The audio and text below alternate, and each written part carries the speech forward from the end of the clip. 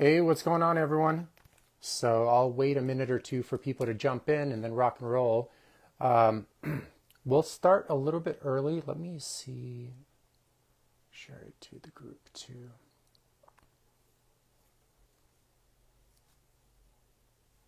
Cool. Okay, perfect. Okay, cool. All right, guys. So I wanted to talk today about how to optimize your nutrition protocol. I know there's a lot of confusion there.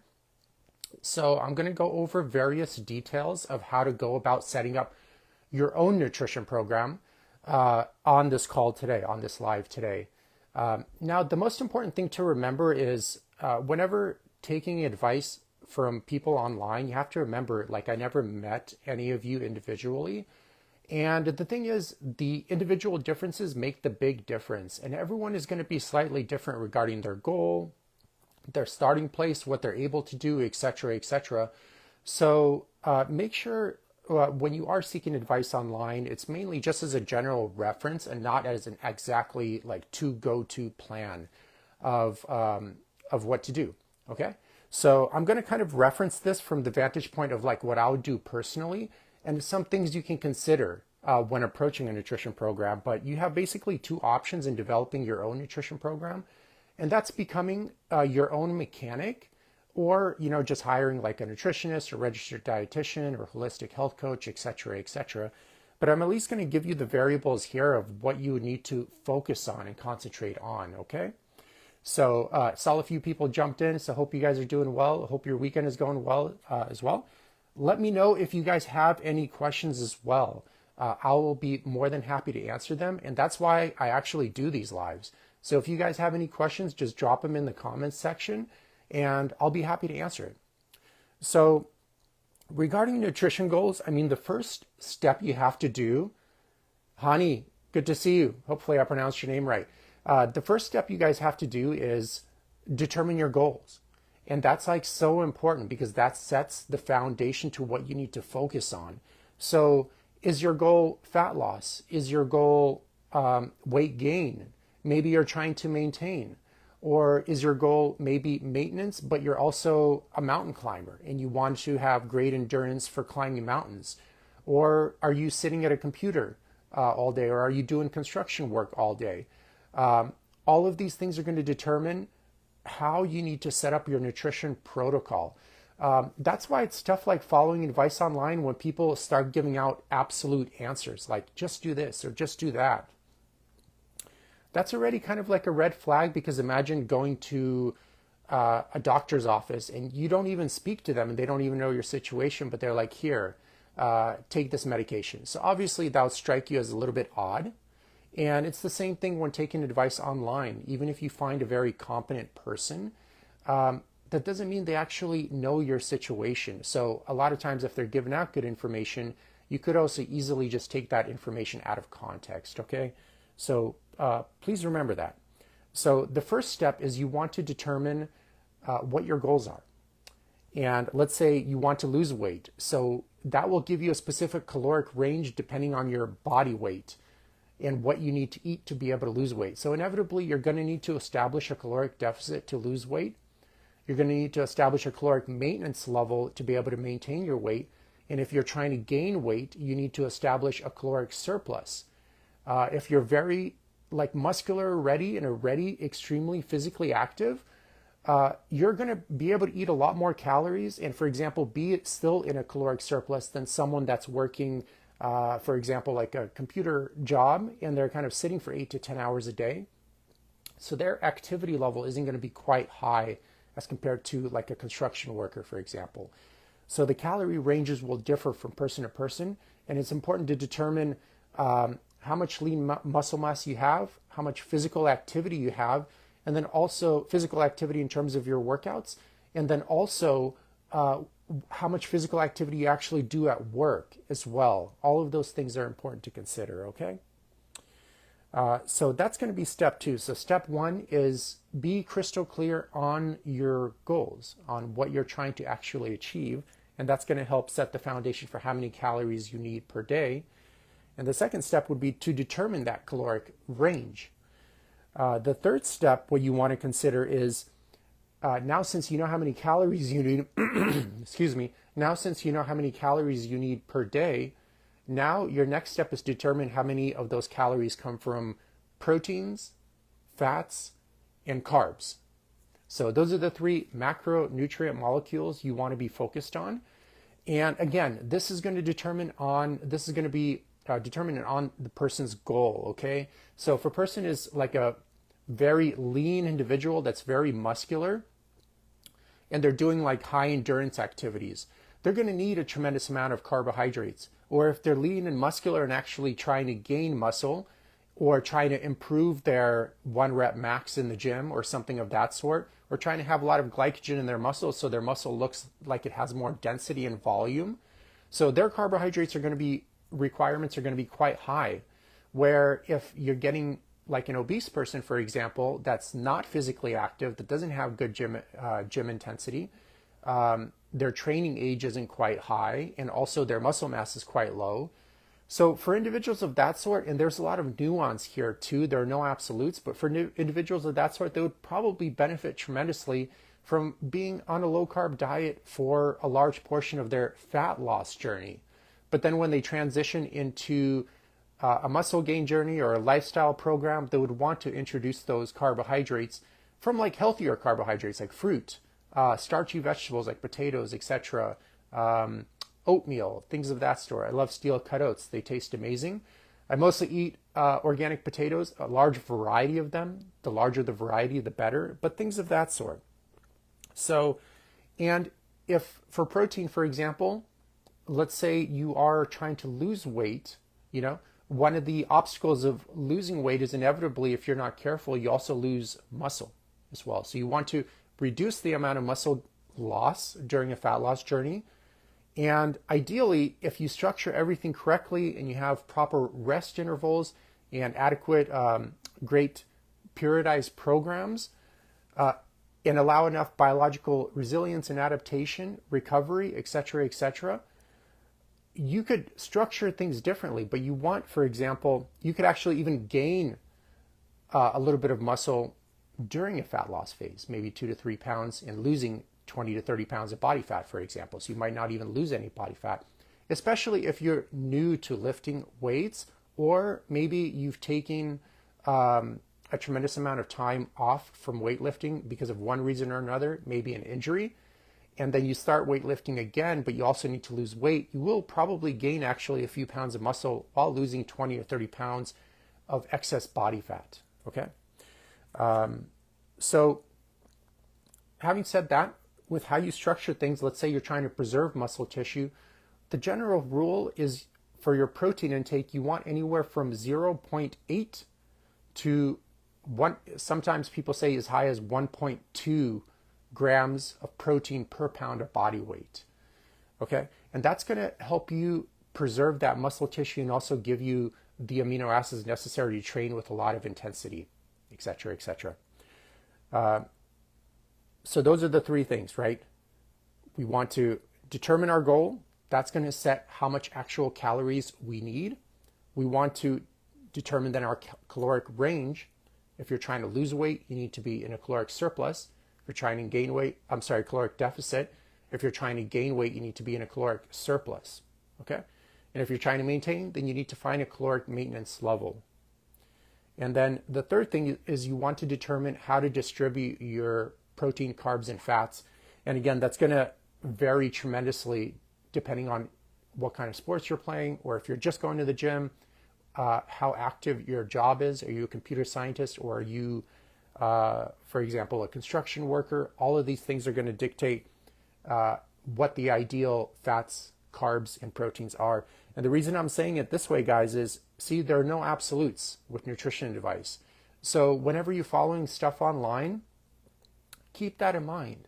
If someone is saying, just do this without even knowing your situation or your starting place, that's already a red flag. Maybe at best that can provide some ideas that you could investigate further and see if it's right for you. But there's a lot of nuance in nutrition, and there's a reason people spend many, many years studying this subject to provide proper coaching for people. It's not as easy as just be vegan or just do a carnivore diet. or just eat paleo, or just do fasting. If it was unfortunate, if it was that easy, and a lot of people have done these diets, America right now is more obese than ever. So clearly something is not working right. It could also be they're approaching the problem at the wrong level. So with weight loss clients, for example, oftentimes there is an education factor to it as well, but oftentimes it's a problem at the emotional thinking dimension that leads to certain behavior patterns that lead to excess weight, and then that excess weight causes a tremendous amount of inflammation in the body, which lead to various health issues over time for the majority of people. But there are some, maybe 10% of obese people that have completely perfect blood work too. So it varies depending on your genetics and various life circumstances that are tough to measure. Okay.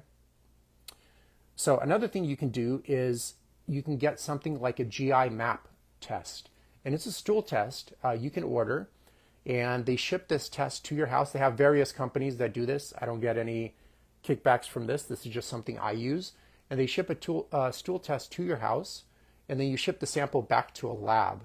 And then they give you a good analysis on how healthy your gut microbiome is, like if you have any bacterial overgrowths, fungal overgrowths, maybe any parasites. All three of those are quite common in the population, and probably, I forgot the exact numbers, but probably 80% of people have at least some kind of bacterial, fungal, or parasite overgrowth in their gut that's going to impact what kind of foods you eat or how you break those foods down. And thus, that's going to impact your entire biology and psychology eventually as well, okay? It'll also be able to give you a good overview of how well your pancreas is doing with producing the proper enzymes, and how well it's able to actually break those foods down, et cetera, et cetera. So is it a super must?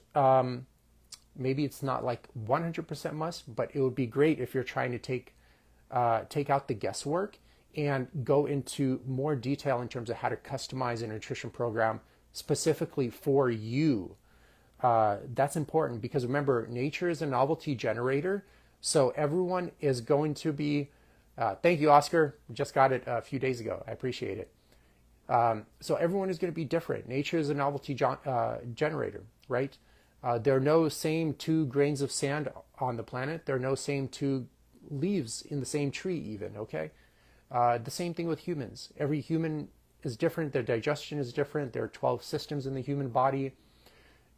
Everyone's health in each system is different and variable, and it all impacts the digestive system eventually because all of these systems are intertwined and they all work together. Like my mentor, Paul Chek, would say, like, what part of a watch gives you the time? Like the whole entire thing.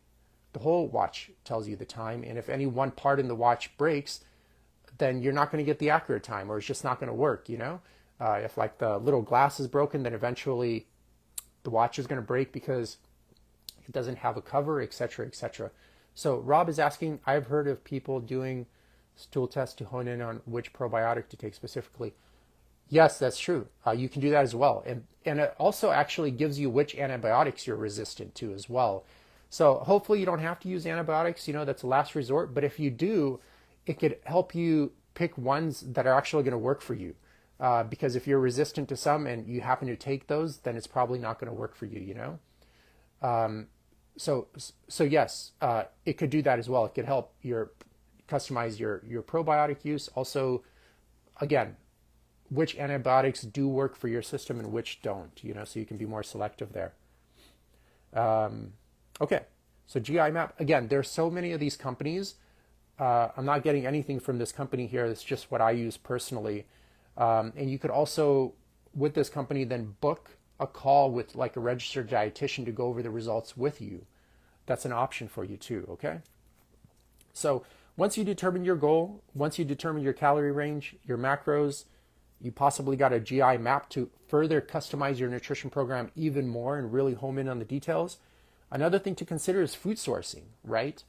And there's a lot that goes into this too, but I'm going to cover it briefly here so at least you guys know which aspects to focus on. So first of all, you got the proteins, right? Now, what options do we have for proteins? So one, let's just stick to the whole food, not the grocery store, but whole food as in like the steak, chicken items for now, because I'm hoping you guys stay away from processed food altogether, okay?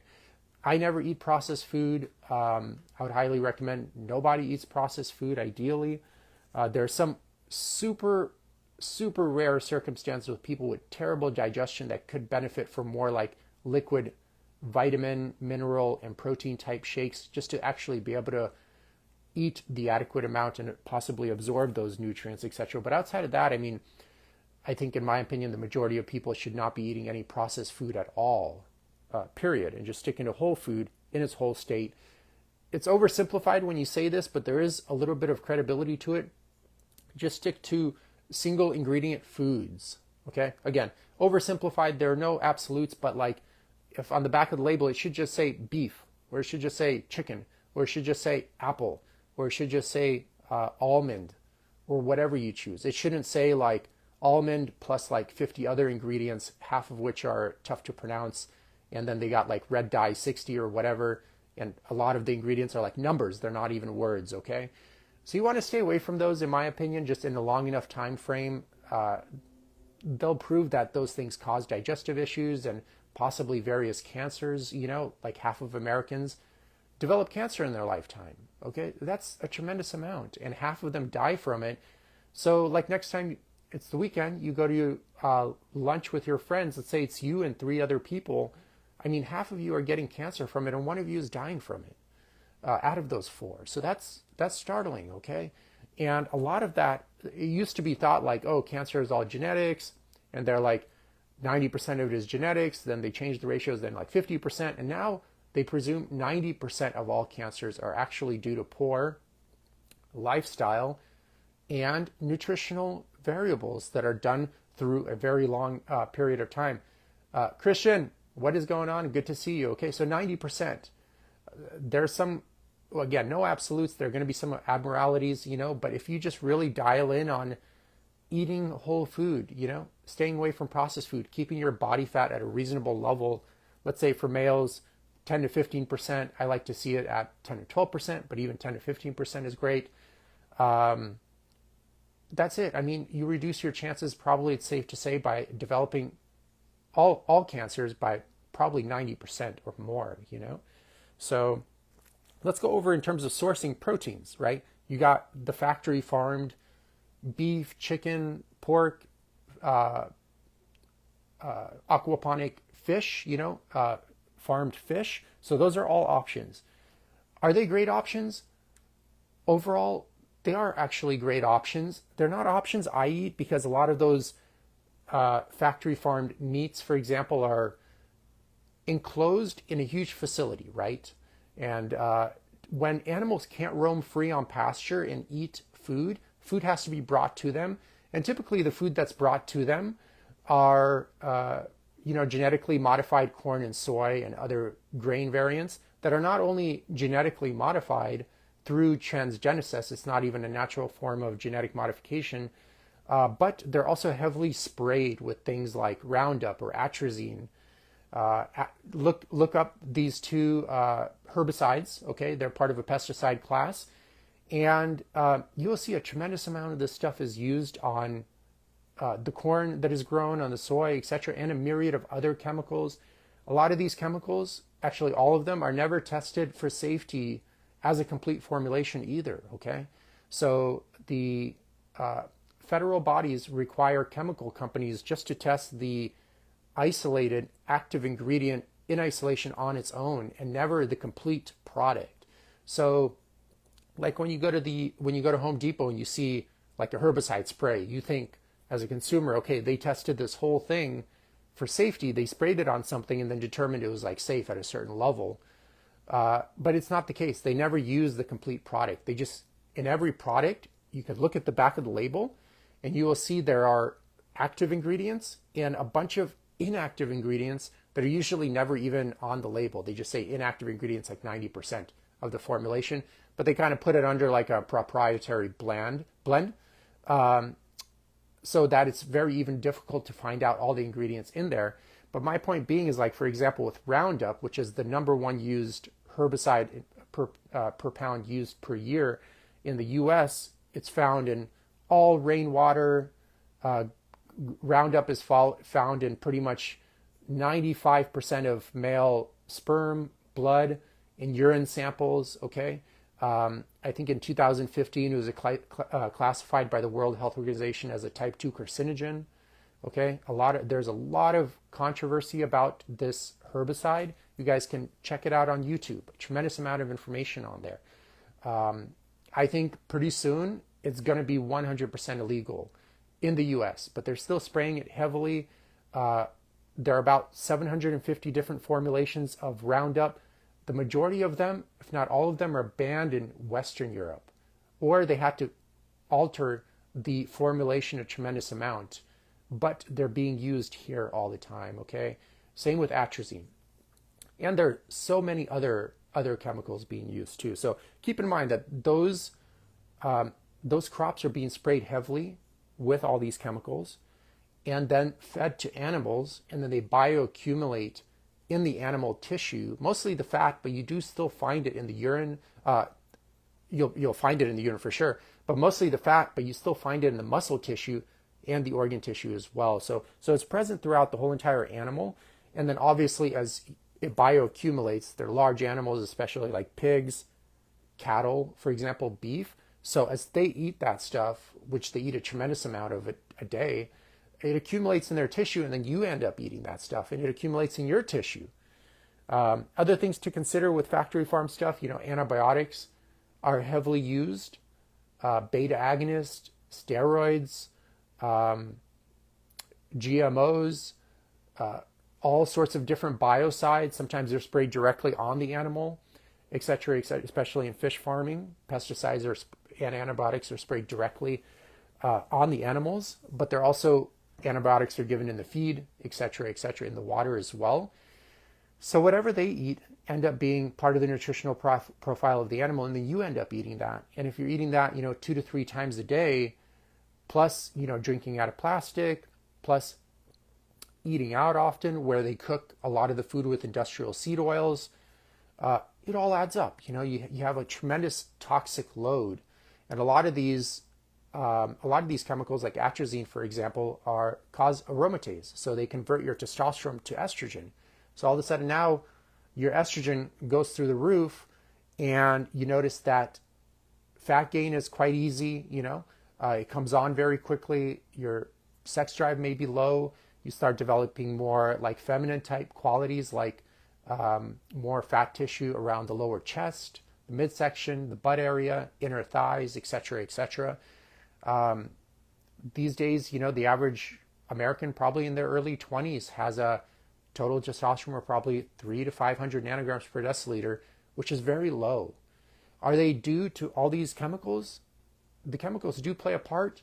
A large part of it is also, people being inactive, disconnected from nature, not being physically active in general.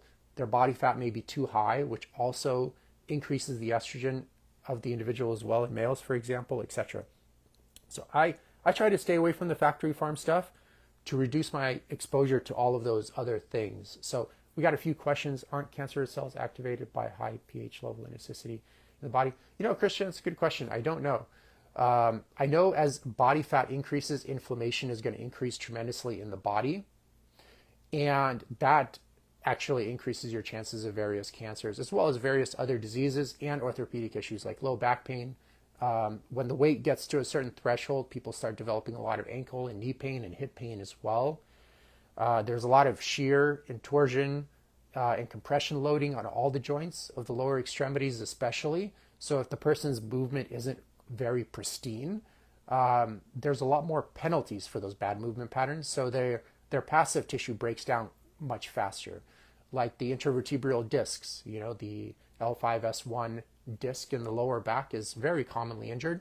It's actually the number one orthopedic injury in the US. So it happens very often, and it doesn't have to. But when you combine being overweight and not having good spine hygiene, or being conscious of movement, or being educated in that, and it does require education. It doesn't come naturally. Like I had to go through various schooling to learn that. It's not like I knew it myself.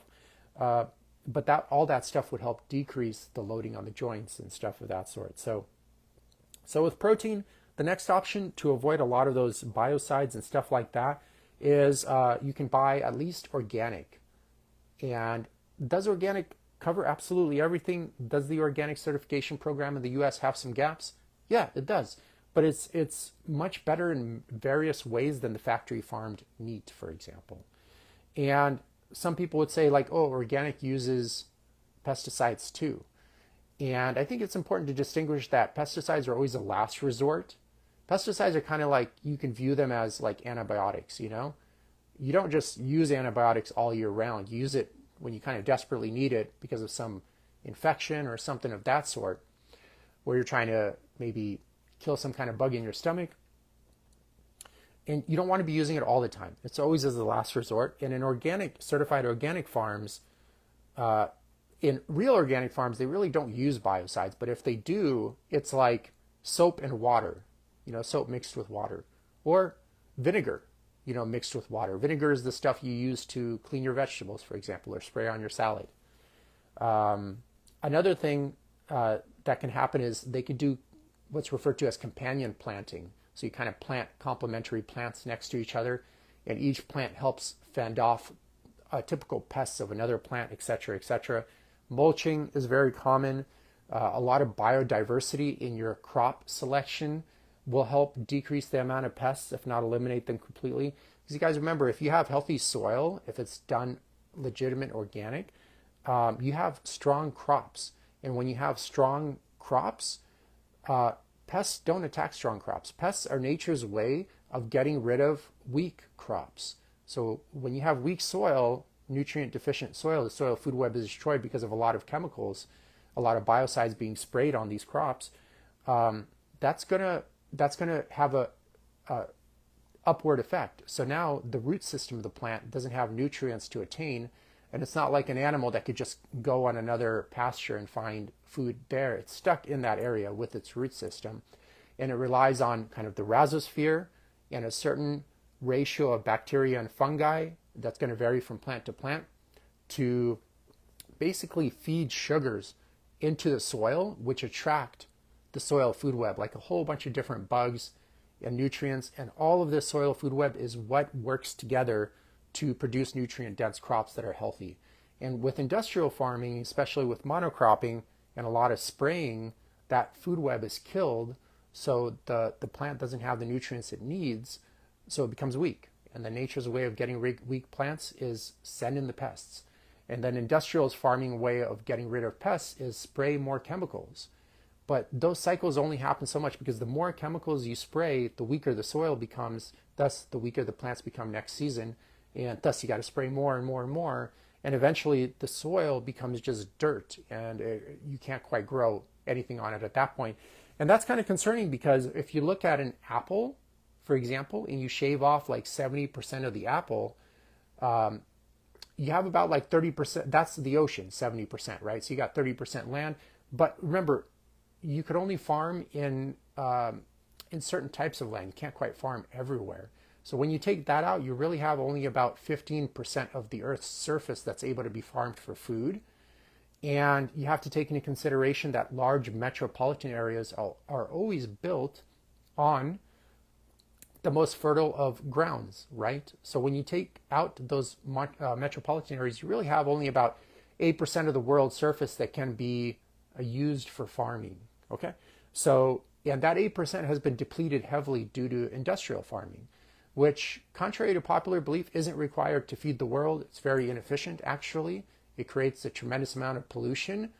And because of the politics of the food system and the large amount of consolidation, it actually causes more hunger throughout the world. And in fact, even to this day, 70% of people in the whole entire world still get their food from like a local farm source. They don't get it from like a grocery store, like a factory farm type of environment, okay? So they're living somehow and prospering quite well. And a lot of the countries where you do see famine, it's mostly due to kind of war or for political monetary reasons. It's not due that they can't quite provide their own food. There's a lot that goes into that conversation though. So the next option you have is like pasture raised. I try to buy this, so pasture raised beef, chicken, pork as well, if you're into it. one thing I would definitely avoid in the factory farm situation is like pork and farmed fish personally, but it's up to you, okay? So some websites where you can find legitimate pasture-raised meats are americangrassfed.org. Just check out this website, scroll to the bottom of the website, you see an interactive map. And just click on that map and you will see a bunch of American grass-fed certified ranches. So the AGA certification logo is basically the gold standard for grass-fed certification because it's not like a regulated phrase, right? So anyone can kind of quite put that on there and it could get a little bit deceptive because someone can say grass-fed. Okay, well, all cattle are grass-fed, but the majority, all cattle are actually legitimately grass-fed for like 85% of their life, but 99% of them are sent to a feedlot where they're fed heavy amounts of grain for the last bit of their life, and that's not their natural diet. Cattle's, their species-specific diet is that of a herbivore. So they eat grass and other forage and stuff of that sort. They're not meant to be fed grains, and they get sick quite quickly when they're fed grains, which is why antibiotics need to be used heavily in those type of factory farmed operations, etc., etc. But when you feed them a non-species specific diet, the nutritional profile is not as good as when they're fed a species specific diet. So something to consider. So another website is forceofnature.com. Amazing website. They have actually a lot of their products in the frozen section at Whole Foods too, but you could order from their website. And another one for fish, all wild fish are great at any grocery store. So if they have wild fish options at a grocery store, that's an amazing choice. But if you want to go online, if you don't have it in your area, you can have vitalchoice.com. So the cool thing about all of these websites that I listed, and there are many, many more, is if you live in kind of like this food desert, you have the option of ordering from these companies and they deliver directly to you. And also remember, in food deserts, you do have like pretty much a Walmart in the area where you can drive to. And they do sell a lot of organic produce and a good selection of meats if you kind of look. It's not going to be like every single thing, right? It's Walmart, but if you do want to be a picky shopper, you do have the choice to do that even in a food desert. And if you want to order from these companies, I don't get any affiliates, it's just where I order from. You can order from them, they deliver directly to you. So the third option for protein is kind of like wild game. You know, a lot of people aren't going to become hunters, so they can go to forceofnature.com and they sell elk, wild boar, and deer there, among other products. But those are good ones. They also sell grass-fed and finished bison, grass-fed and finished beef, etc., etc. So, okay, so some protein options. Egg whites are also an amazing protein option as well, or just eggs in general. So carb options. Fruit, fruit is great. Starchy vegetables like potatoes and stuff like that are amazing. Again, I try to avoid the non-organic ones because they're just sprayed heavily and there's no safety testing done on complete formulations with these chemicals. And a lot of times in a single farming cycle, these farms use a couple of different complete formulations all at the same time. And if you use a lot of these formulations all at the same time, they actually create like a synergistic effect. So not only is one of them toxic, but if you combine two complete formulations together, 1 + 1 instead of equaling 2, like as Andre Lou would say, 1 + 1 would equal like 1,000 now. So they amplify their toxicity, okay? And again, no safety studies have been done on complete formulations at all or required to be done. And any safety studies done on active ingredients in isolation on its own in a complete formulated product is done by the chemical company, by their paid scientists in their labs, and then the reports are sent to like the FDA or CDC or whatever, stuff of that sort for evaluation. It's not even done by regulatory agencies. All these little things are important to consider when making a decision that's right for you, okay? So I buy at least organic fruits and vegetables because again, some people will say, yes, organic uses pesticides. Okay, but atrazine and Roundup are way different than soap and water, which is what's used in organic farming, or copper. That's what they put in your multivitamin, for example, or vinegar and water, or salt and water even. That's also used in organic farming. But again, if the organic farms do it right, you don't have to even use any of that stuff to begin with. And then obviously the third option in that category is like wild crops. Many people won't do this. If you're into foraging, it might be your thing. Might have to hire a foraging coach. So we got one question here. Is there a particular grocery store that should be avoided to buy meats? I usually get fresh cuts at Heb. Okay, so Rico, Heb is good, but they sell like mainly from my observation, just like stereotypical factory farm meat, Is that better than eating processed food and stuff like that? Yes, 100% better. Again, too simplified, but there is some credit to it. If you see like a single ingredient food, that's already great, So just stick to just eating steak, just eating chicken, just eating, the vegetable, the fruit, just drinking water, teas, etc. You're already doing amazing at that point. But if you want to take it a step above and beyond, then try to buy at least USDA organic certified. And if you want to take it even a step higher, get like pasture raised meats or wild game, stuff like that. So, okay. And then fats, obviously you can get a lot of fats from the animal fats, okay? Especially in fish. They're very rich in omega-3 fatty acids, which is a great anti-inflammatory. It's great for your skin. And it's great for a myriad of other biological functions, including brain health, et cetera, et cetera. But also you can have like avocados.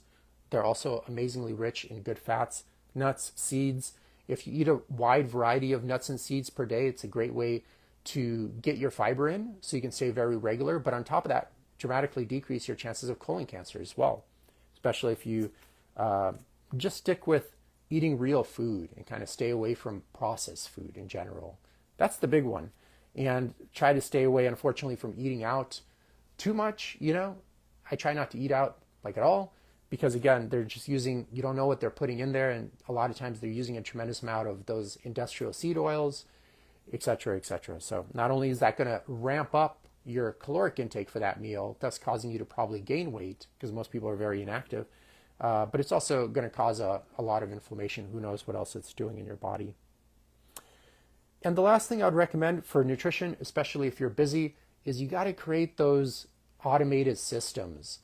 And what I mean by that is create systems that don't require a lot of time for you to cook. So there are a lot of ways to go about this. Here's like what I do personally to save a lot of time is I get up, around 6:30 or 7. I hang out, drink some tea, usually like organic green tea to wake up. And then I go to the gym. I get home and basically I have already an idea of what I need to eat per day. Like I created an Excel chart that I use with a lot of my clients to make all this like very predictable.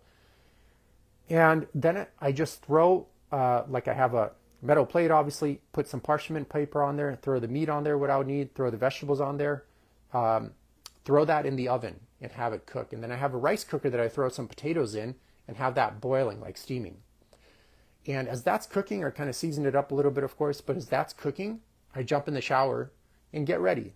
And then by the time I'm done with the shower, all my meals are done for the day. And then I just pack it up in 3 glass containers. I try to avoid plastic all the time when it's touching your food. And I eat the first one right away, and then the other 2 are ready to go for the day. And that saves a tremendous amount of time because if you get in a habit of cooking every single meal, you got to kind of unpack everything, put it out, pack it back up, et cetera, et cetera. And it's quite time consuming, and thus the more time your goals take to achieve, the less likely you are to do it long term, especially if you have like a very busy schedule. That's important to remember. Okay, so I hope this was helpful, guys. Check out those websites, totally good resources. I also have my book here. Honestly gave you the resources there, but if you guys want to support me, you're welcome to. Totally don't have to, but it's there for you, okay? And I have great picture illustrations so you guys can see, it's not dense reading. It just tells you like which logos to look for, what to stay away from, et cetera, how factory farm beef looks, how pasture raised beef looks, all that stuff. I've also been a guest on a bunch of podcasts talking about this subject, so if it interests you, check that out. Literally give away the information completely for free because I just want to see you guys be healthy and happy, And it's much easier to do so when, first and foremost, you make your mental and physical health a top priority, because if it's not, that's always going to hold you back. But then also if you have the right education too. So those two things need to be at play, and then you can make the right decisions for yourself and create a sustainable, happy, and healthy life. Okay. All right, guys. So wishing you the best. Have a great weekend. Okay. It was good to see all of you. Take care.